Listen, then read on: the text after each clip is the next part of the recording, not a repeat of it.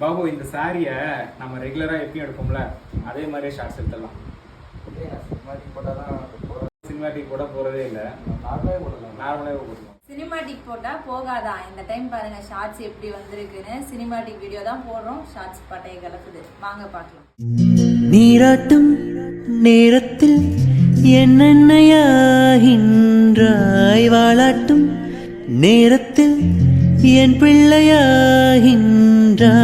நானாக தொட்டாலோ முள்ளாகி போகின்றாய், நீயாக தொட்டாலோ பூவாக ஆகின்றாய். என் கண்ணீர் என் தண்ணீர் எல்லாம்